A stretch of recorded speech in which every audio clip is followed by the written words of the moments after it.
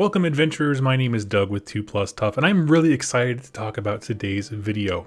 Essentially, the amazing folks over at Cubicle 7, who are the creators of the Age of Sigmar Soulbound role-playing game, sent me an advanced copy of the Champions of Order, which is the latest supplement to come out for them, and there is a massive amount of material here to cover. Now I'm going to be talking through kind of like the main beats of what I think are the most valuable assets that this book brings, but understand I'm not covering every single thing. And I'm going to be splicing this video up a little bit into segments so you can kind of see what each section is about. And then I'm going to be throwing some art up so that you don't have to stare at this mug the entire time. But this book brings a ton of things. Now, remember that as I'm going through the various aspects of what this supplement brings, that there are 3 more books coming out on the horizon that are the same thing, but for the different Grand Alliances. So there's one for destruction, one for death, one for chaos. And so just keep that in mind, because I think you're going to love exactly how much work and care they put into this. So if you are already a Soulbound player, this is a bolt-on attachment. I was doing a Soulbound game this last week when it dropped. And so we just all took a minute, like 20 minutes before our game, to be like, okay, this is more depth that I get to add to my character, and it didn't change anything. It didn't, bring anybody down. It just added more depth and more details to our party.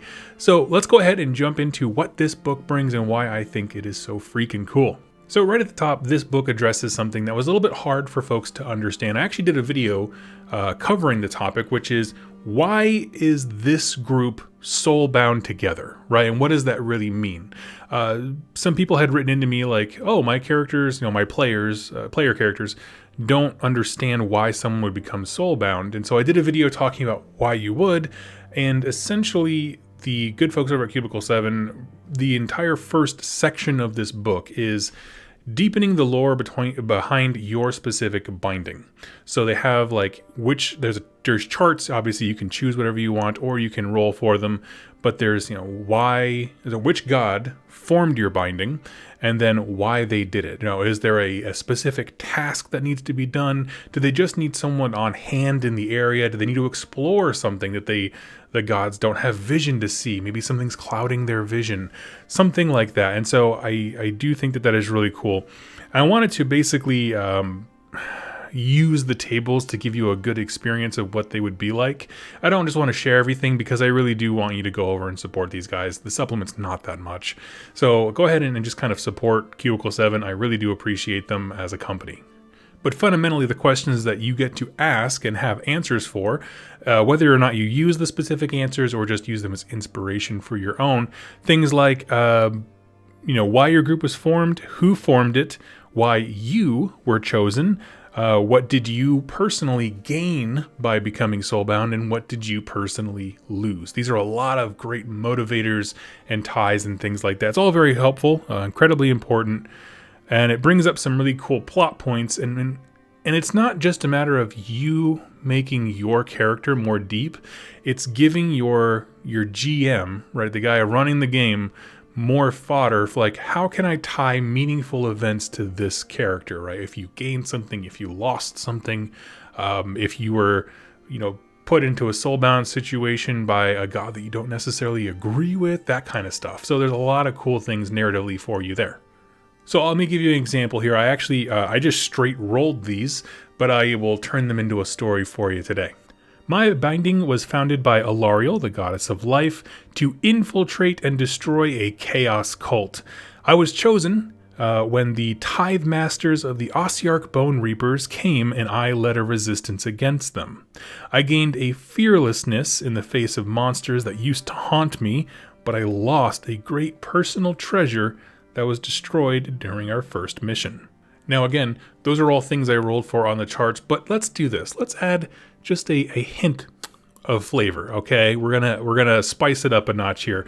Forged at the whim of the Jade Goddess Alariel, my binding is unleashed upon Giran to cleanse its festering wounds.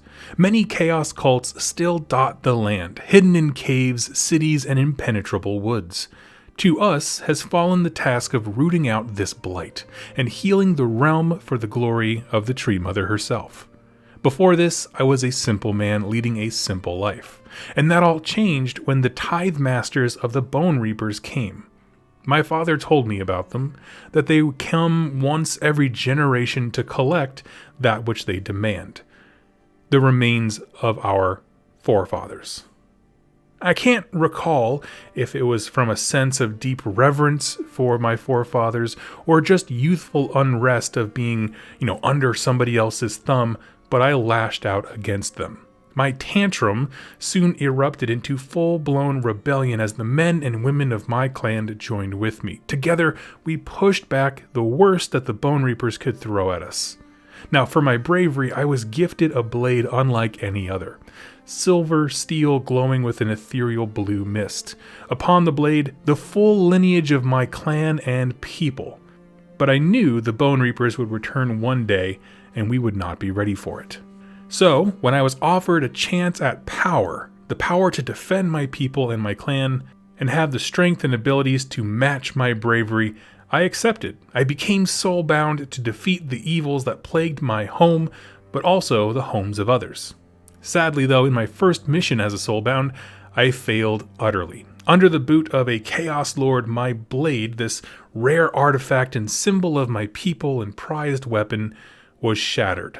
Only its hilt remains, a haunting reminder that no place or people are safe as I see the names of my kin cracked and scraped away. That's a character intro. And what I'm saying is that basically used the table to get the bare bones, and then I just injected a bunch of fluff into it, right? I mean, that's functionally what I did. I just expanded those things. The details of the dagger and that kind of stuff were added on completely by me. It just said that I lost a treasure. I made a story about how, the proud heritage of my people, which were being taken from Bone Reapers, or being taken by Bone Reapers, in their form of taking our dead, was the symbol of my household and that kind of stuff, and that was shattered. So it's a emotional connection that is not just about a sword, it's about, the people behind it and what it represented for my character. I don't know. I liked it. Let me know your thoughts on that one if that's something that interests you. But for folks who struggle to come up with an in-depth character background and maybe even a defining moment in their history, there's enough 2d6 charts where it just gives you a ton of potential and information to make cool stories. Now, this book does address actually probably one of the biggest stumbling blocks for my Soulbound party in particular. You see, one of the big elements of the game is goals, okay? And so this is on a few different levels. There's short-term goals, long-term goals, and then your party, like all of you collectively have short and long-term goals. So it's an individual and as a party. And so this was kind of an abstract thing because particularly my group that I play in was kind of struggling with the idea of like, okay, so should we say like our short-term goal is like killing a Skaven? Like killing a Skaven is nothing in this game, right? All of these characters are like, I don't know, supercharged mortals. And so, you're going to kill a dozen Skaven every night if that's the enemy you're playing against. So that's kind of a weak short-term goal. You want it to be a little bit harder than that, but not quite so hard that your GM has to like stretch to make things happen. You know what I mean? So it was always kind of this amorphous thing. What they did essentially was give you charts for every type of faction that is playable right now. It's like Sylvaneth, Deepkin, Stormcast, and gives you a set of short and long-term goals for them. Now, again, you do not have to use these specifically. You could just look at the chart and be like, that seems pretty reasonable. I'm going to tweak it a little bit to make it a little more sense within the campaign that we're playing in. But it just gives you leads. And that's honestly the most helpful thing because the core book really didn't. Like it explained them, but I think for me personally, at least, and I'm hoping for my binding, that the examples really do nudge you in a good direction. And again, that works for both you as a personal character and as a party.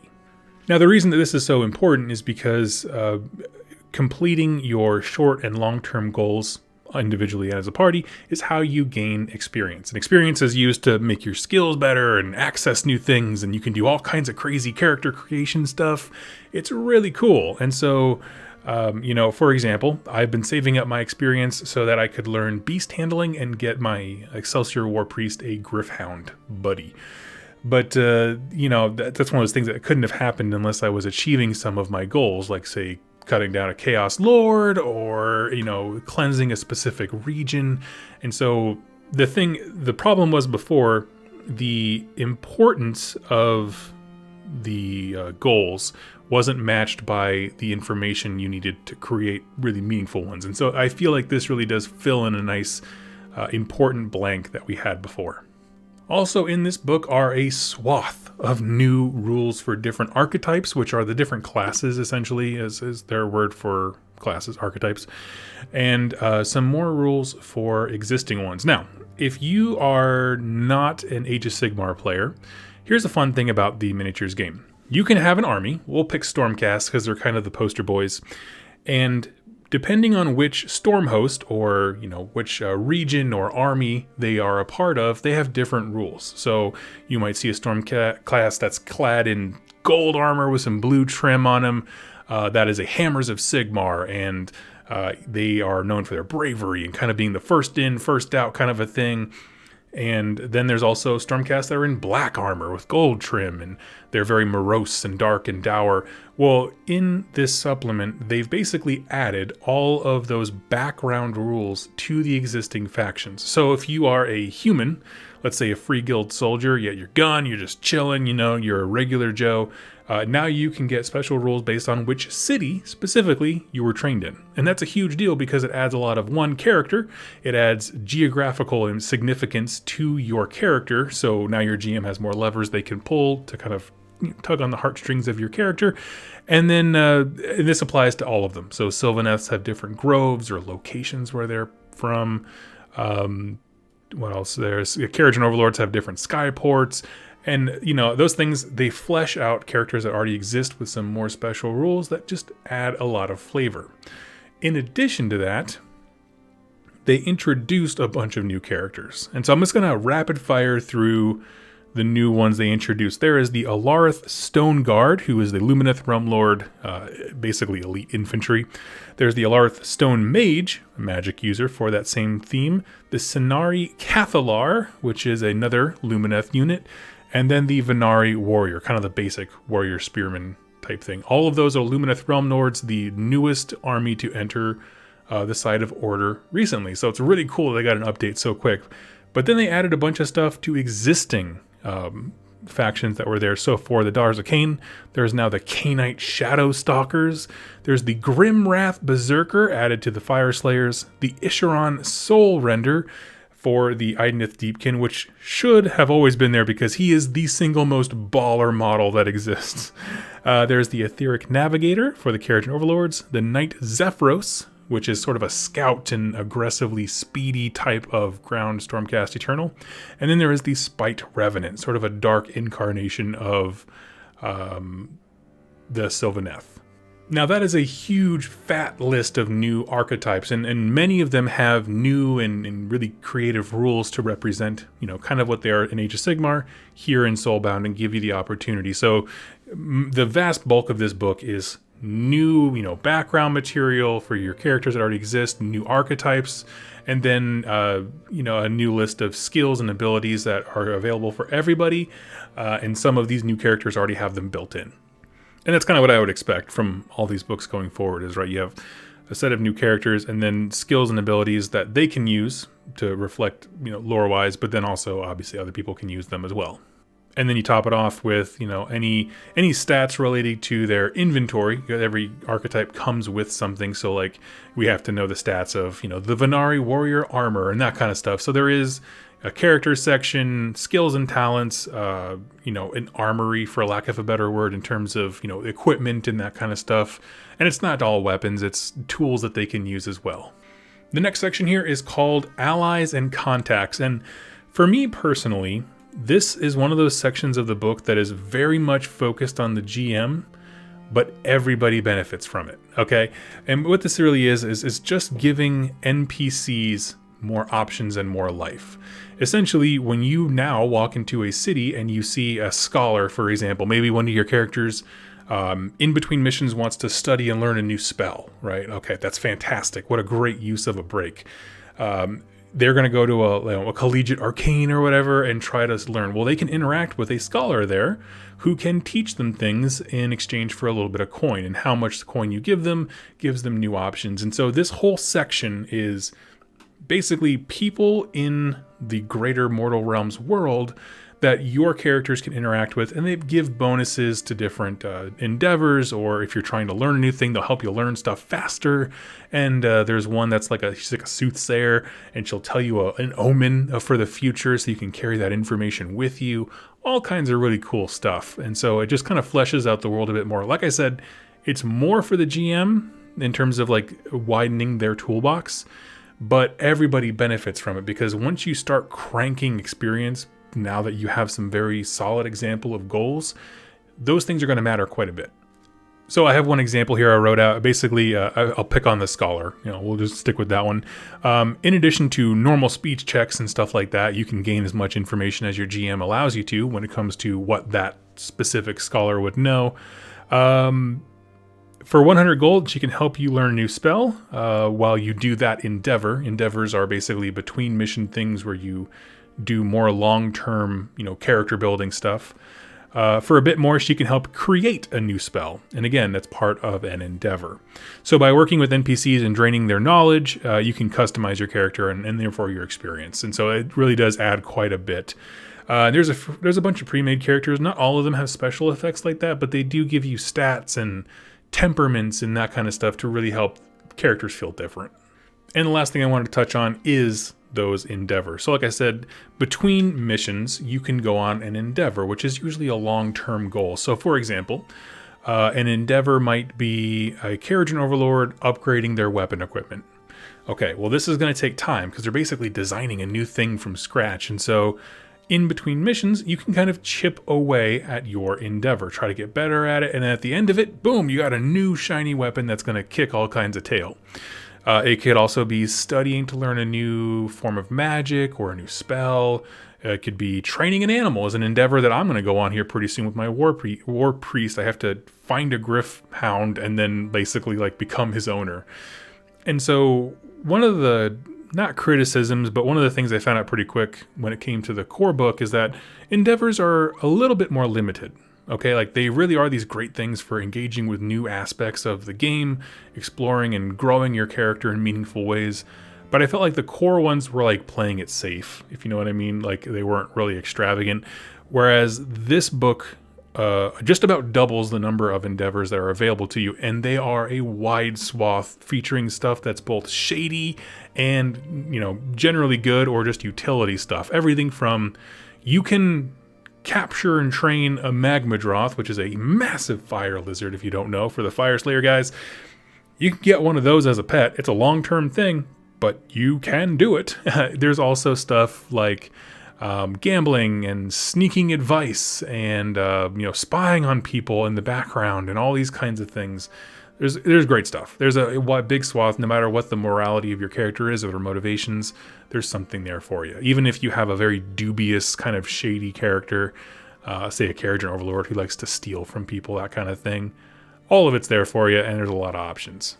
Now I have a ton of things, thoughts and stuff like that to cover on this, and we're going to take a look at those right after a quick word from our sponsor.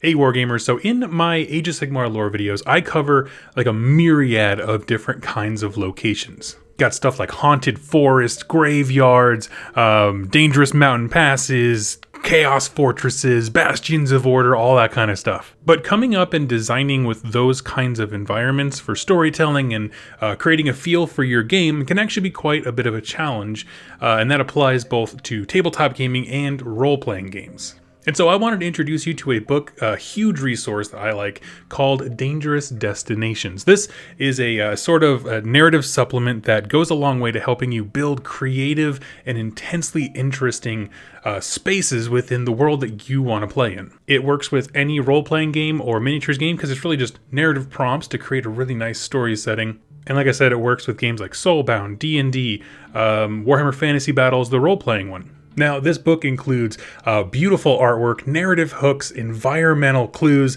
savage enemies, and kind of surreal ambience. Now, they've already crushed it on Kickstarter. That's not what this is. This is actually because they did so well that they're bringing it to market. And so this is actually a pre-order for a fully established company. They've actually had multiple books in the past that all went out like gangbusters on Kickstarter and in stores.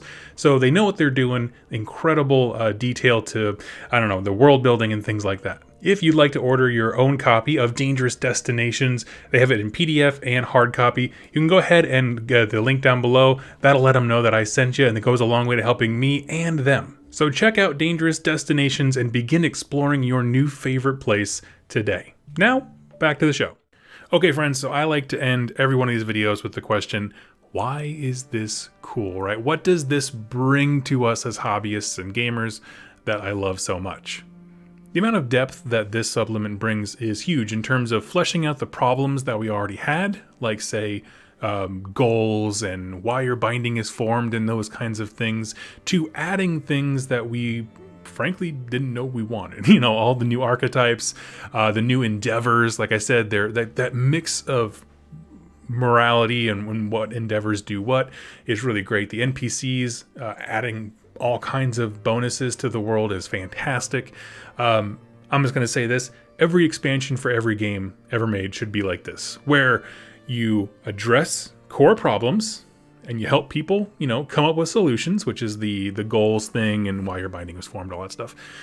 And then the next step is make it more exciting and just add content. And that's exactly what this does. It mends a real legitimate struggle and then adds a bunch of new stuff to explore, between having, you know, where your city is or what storm host you come from, to interacting with NPCs, what you do between missions, those kinds of things. There's just so much here. I didn't even touch on the fact that there's like a whole new set of spells and miracles and all these kinds of things. It just brought a lot to the game, while also, again, fleshing out errors, and not errors, but just things that were vague. It clarified them for us in a meaningful way.